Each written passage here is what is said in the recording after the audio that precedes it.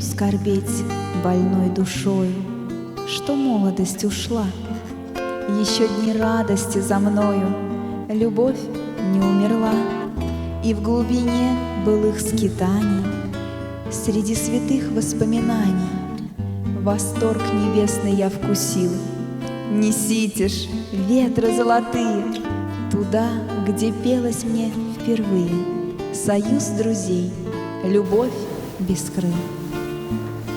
Нянь, няня, нянь, а что за граф на той неделе у нас на балу? Что за граф?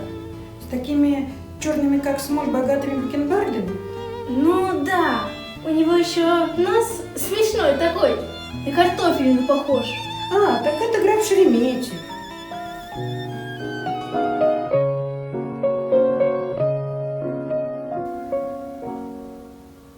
Граф Николай Петрович Шереметьев – один из наиболее ярких представителей дворянской эпохи конца XVIII – начала XIX веков. Будучи одним из самых богатых представителей того времени, дворян, он был еще очень щедрым благотворителем. Шереметьев также вписал свое имя в историю отечественной культуры как создатель одного из лучших театров России. В Кускове, в своем имении, граф учредил домашний театр, в котором обучались основам актерского мастерства, музыке, танцам, крепостные крестьяне. Благодаря попечительству графа выросли целые поколения талантливых крепостных актеров, музыкантов, композиторов. В Кусковском театре по серьезности постановок, по художественному стилю их оформления и в первую очередь по уровню подготовленности в России не было равных. Он, кажется, был с молодой супругой. С той самой супругой, что крепостной была? О них ведь весь Петербург нынче судачит. Так и пусть судачит. Люди, они народ такой. Им бы лишь бы кому косточки перемыть. А любовь, она есть. И сила ей дана великая. Судить ее никому не дано, на то Господь запрет положил. Любовь одна, настоящая, самая крепкая на всю жизнь. Но кто же не мечтает о такой любви? И никто никогда не откажется от такой любви. Вот и граф Николай Петрович отказываться от своей любви не стал, а полюбил крепостную крестьянку. Но это была самая замечательная история той эпохи. Это была история настоящей Золушки, которая встретила своего принца, вышла за него замуж, и они жили очень счастливо, но, к сожалению, недолго. Анастасия, дай-ка мне альбомчик. Прасковья Ковалева, фамилия ее, она была дочерью деревенского кузнеца. Горбатый, кривой, первый на деревне пьяница, тяжко девке было. Но повезло, лет 8 ее взяли в господский дом. А девка-то голосистая была, пела «Что твой соловей?». А в это время там жила старая княгиня Марфа Долгорукая. Шибко любила пение хорошее. Услышала она, как Прасковья поет, и решила воспитывать ее, как барышню благородную.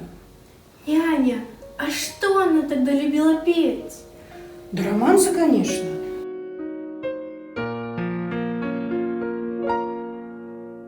Целую ночь соловей нам насвистывал, город молчал, и молчали дома.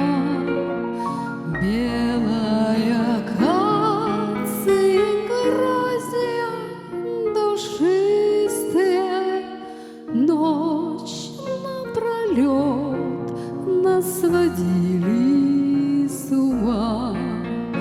Белая акация, гроздья душистые, ночь напролет нас сводили с ума. Сад весь умыт был весенними оврагах стояла вода. Боже, какими мы были наивными, как же мы молоды были тогда.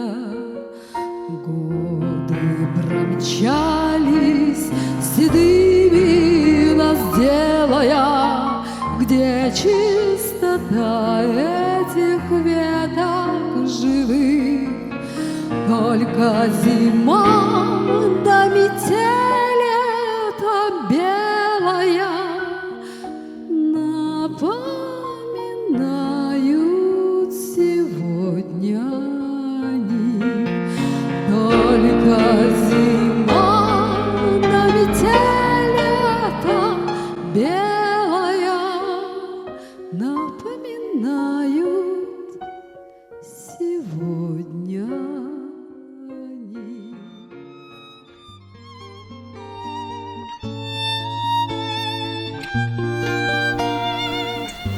Княгиня полюбила сообразительную глазастенькую девчонку и занялась ее образованием.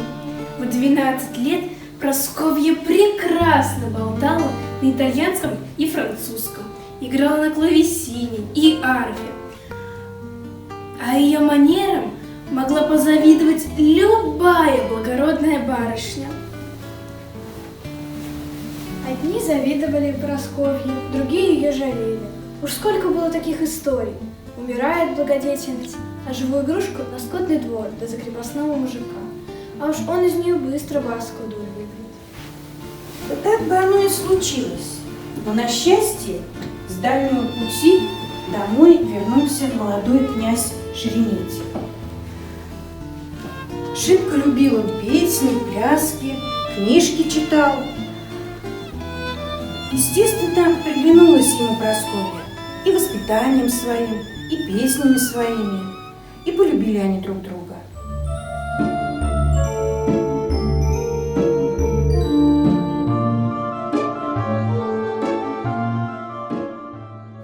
По приезду из Европы Николай Петрович решил продолжить дело отца в своем домашнем театре, где он и повстречал Прасковью. Прасковье на тот момент дали псевдоним Жемчугова. Это была талантливая девушка. Ее голос волшебным ручейком звенел в ушах графа. Нигде по всей Европе он не слышал такого голоса. Он полюбил свою актрису. И однажды в одном из писем он написал: «Не женюсь ни на ком, кроме нее».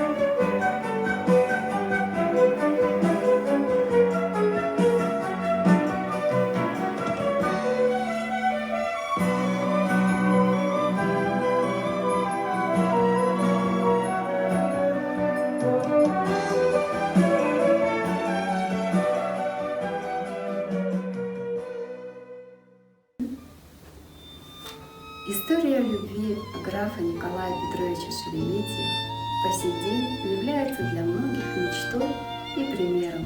Многие девушки мечтают именно о такой большой и светлой любви.